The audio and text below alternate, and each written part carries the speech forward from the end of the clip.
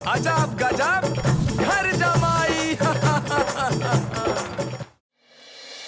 नानी जी, ये जो काला भेड़िया है ना, मुझे ऐसा लग रहा है ये दोबारा से पत्थर मारेगा। इसलिए जब तक पूरी तरीके से खतरा टल ना जाए ना नानी जी, तब तक आप अपनी गाड़ी में मत जाओ, मैं जाऊंगा आपकी गाड़ी में। हा? मैं सही कह रहा हूँ नानी जी। और इधर तो पुलिस अपना काम कर ही रही है, उधर मैं भी थोड़ी सी नजर रखता हूँ, छानबीन करने की कोशिश करता हूँ, क्या पता कोई सबूत हाथ लग जाए मेरे। नानी जी आप प्लीज, नानी जी मैं हाथ जोड़ के आपसे विनती कर रहा हूँ, आप घर में ही रहो बस। तुम्हारे कहने का क्या मतलब है चिंटू कि हम डर के मारे घर में दुबक के बैठ जाए? हाँ, ऐसे डरपोक होते तो मथुरा में इतने सालों तक हमारा धंधा नहीं चलता। और तुम्हें कोई जरूरत नहीं है पुलिस के काम में इंटरफेयर करने की। हमने तुमको इसलिए बुलाया कि जो फिरौती का लेटर है ना, वो लेकर आओ। सुना नाना जी आपने, साड़ू भाई नानी जी को घर के अंदर नजर बंद करके रखना चाहते हैं। मतलब एल फॉर लव नहीं होता नाना जी, खाली एल फॉर लालच भी होता है। और लालच में इंसान कुत्ता, बंदर और कभी कभी भेड़िया भी बन जाता है।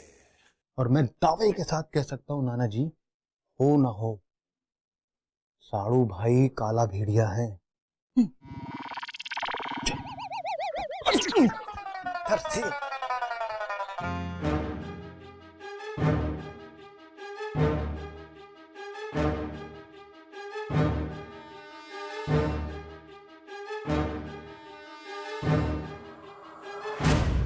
फोटो भेज दी, अब ध्यान से देख लेना, या इसके अलावा कोई और सबूत भी चाहिए? हाँ, ध्यान से देखो, ध्यान से। ठीक है।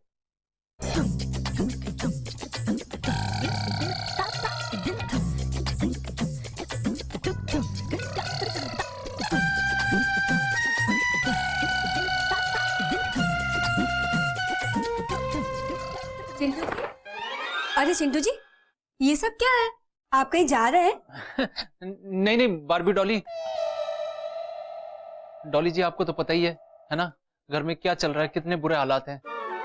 और वो एक हमारी नानी जी है, उनको कितना समझाया, कितना मनाया, कितना बोला कि बाहर मत जाना नानी जी, मत जाना, खतरा है, जान को खतरा है आपकी, लेकिन उन्होंने किसी की मानी आज तक। वही तो डॉली जी मैं सोच रहा हूँ कि नानी जी के ना पीछे पीछे जाऊंगा उनकी प्रोटेक्शन करने के लिए। आप ये बात किसी को बताना मत, समझ रही हो? भेस बदल के जाऊंगा मैं, ये सब ऐसे काले काले कपड़े पहन के, है ना। अगर मान लो दोबारा से उनके ऊपर हमला हुआ, किसी ने पत्थर मारा, तो कम से कम उसका बाइक पे पीछा तो कर सकता हूँ ना, मैं पता तो लगा सकता हूँ कौन है वो। अरे वाह चिंटू जी, आपको पता है ऐसा कौन से सीरियल में बताया था? कौन सा था? हाँ, जिगर वाला जमाई। आप सचमुच जिगर वाला जमाई है चिंटू जी। जाइए हमारे hero ji, all the best.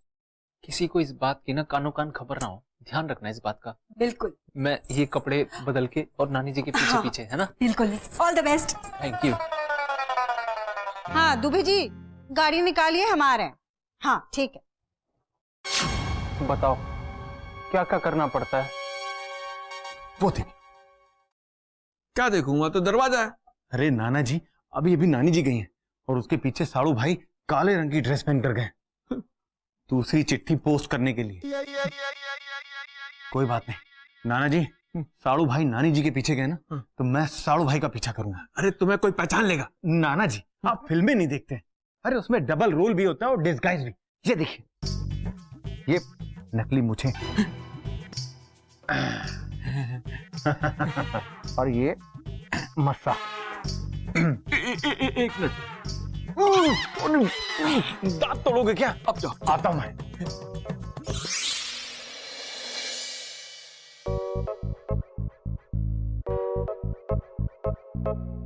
नाना जी आ गए तुम? है? तुम्हें पीछा करने भेजा था, क्या हुआ?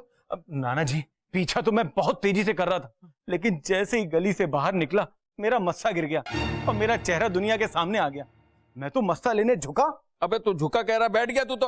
अरे उसके बाद मैं उठा भी ना, उठा लगाया और जैसे ही स्कूटर में किक मार के बढ़ाने लगा, स्कूटर का तेल खत्म हो गया नाना जी। कोई बात नहीं नाना जी, वो कहते हैं ना कि पेट्रोल उन्हीं के पास होता है जो स्कूटर चलाते हैं। नाना जी आप चिंता मत करिए, आज नहीं तो कल, कल नहीं तो परसों, एक ना एक दिन मैं साड़ू भाई को पकड़ लूंगा। छोड़ इसे, अब पकड़ लेंगे। अबे एक एक पल ऐसे बीत रहा और तू कह रहा है कि कल परसों। अरे एक पल में दुनिया इधर से उधर हो जाती है। अब एक बात बता, जगदम्बे का कुछ पता नहीं है और चिंटू कहीं मुझे दिखाई नहीं दे रहा। अबे कैसे होगा? नाना जी, अब तो हम सिर्फ दो ही काम कर सकते हैं। एक तो वेट लिफ्टर का वेट और वॉचमैन का वॉच, यानी वेट एंड वॉच, यही कर सकते हैं नाना जी हम तो अभी। हाँ, तुम वॉचमैन ही बनो बेटा, एक्टर तो रहने दो तुम। साड़ू भाई, हम इंतजार करेंगे तेरा कयामत तक। खुदा करे कि कयामत हो और तू आए। साड़ू भाई, मैं छोड़ूंगा नहीं आपको। इस सोफा है, साड़ू भाई नहीं है। सॉरी। अजब गजब घर जमाई